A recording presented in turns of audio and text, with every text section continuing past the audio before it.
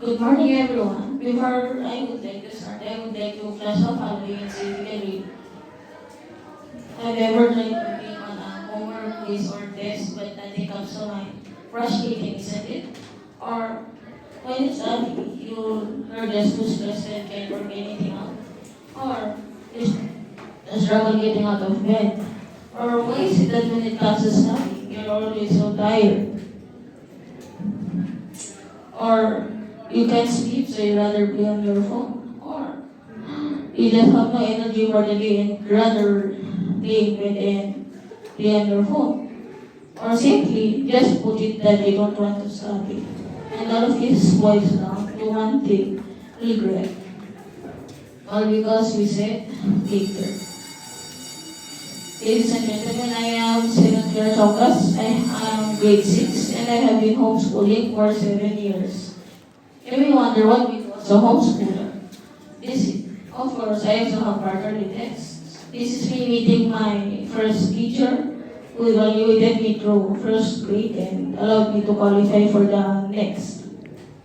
Or I also have graduation ceremonies. This one is special. It was online because it was in the pandemic. I also do my own carpentry too.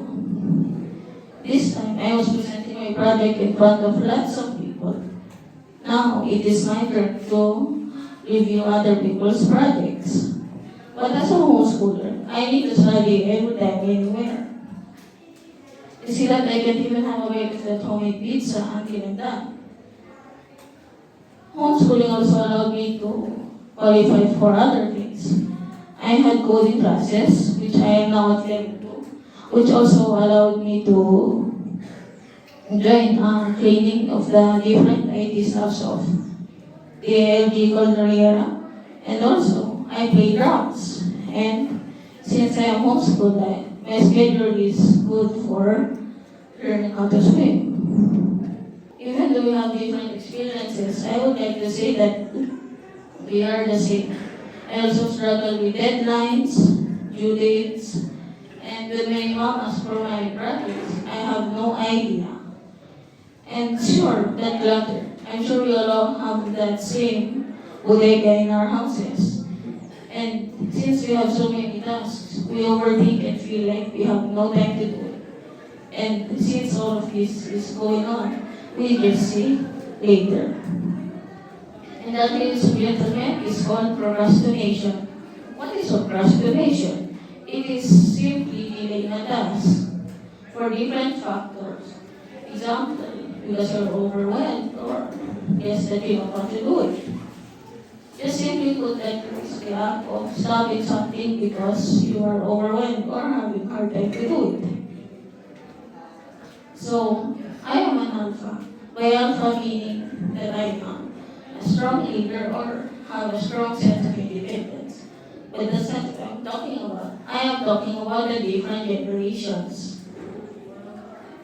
What generation are you? I assume Gen Z.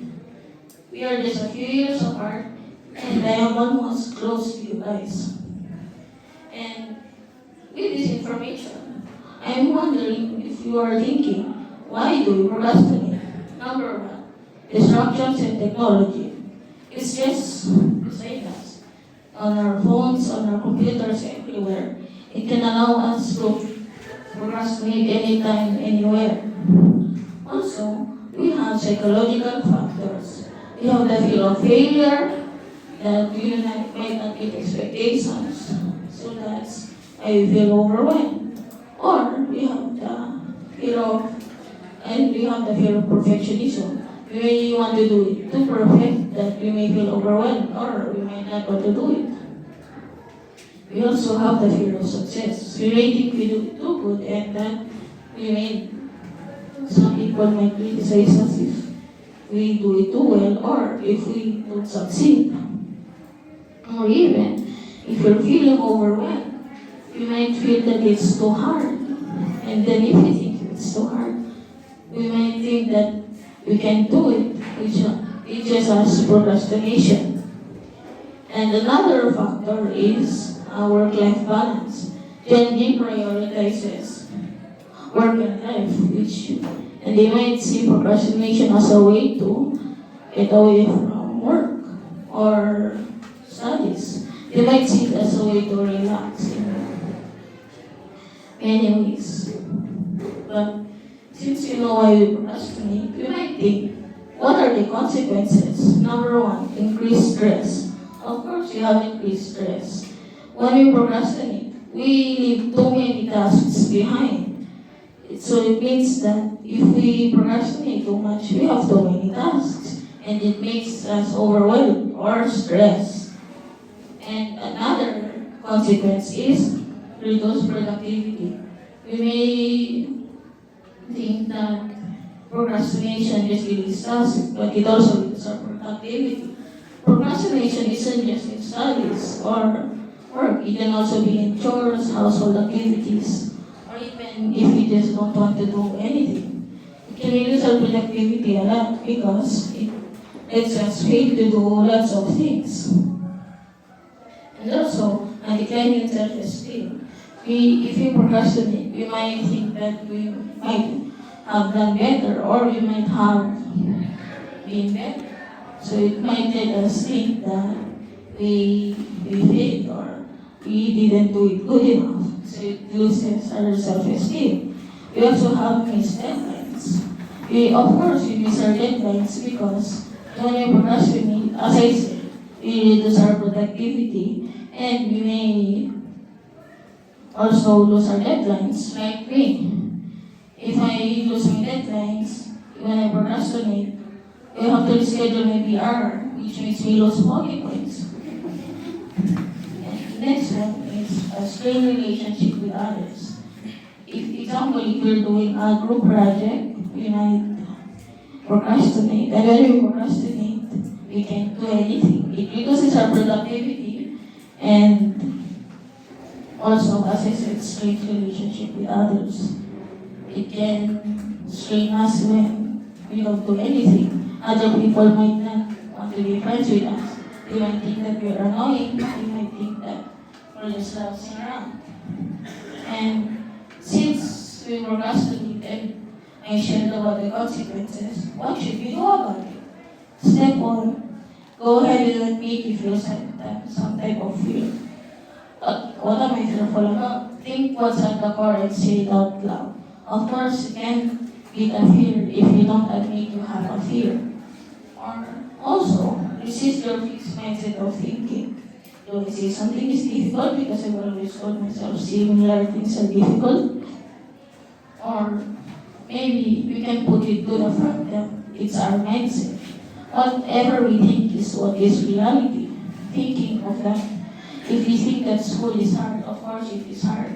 So we should resist our fixed mindset and way of thinking to show that we are brave.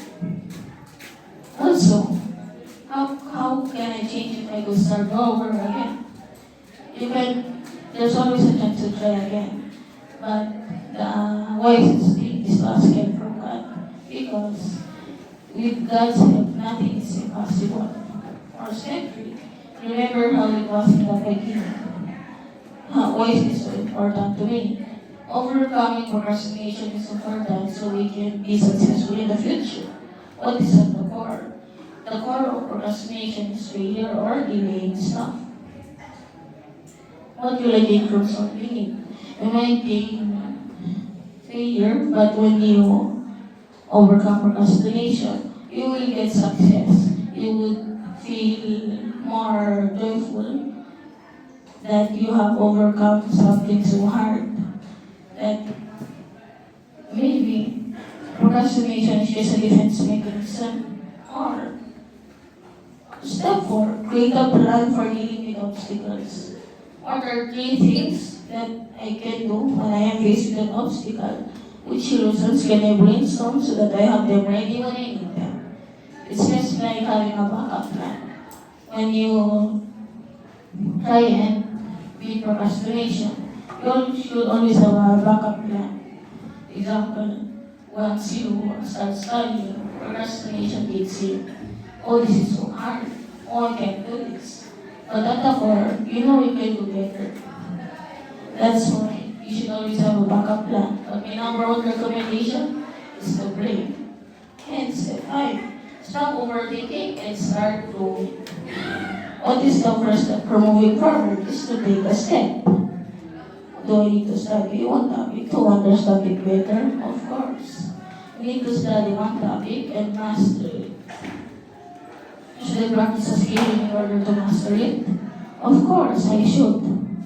Because even though I have been playing drums for more than a year, I haven't mastered every single basic. Or can I look for someone who can offer advice and guidance? Of course you can. But my number one recommendation is to turn to God and to ask for help. And with that, ladies and gentlemen, I review with these quotes. Please commit procrastination. Take a small step today. Big leaps I build from small steps. You cannot escape the responsibility of tomorrow by reading it today. Good morning, everyone, and thank you.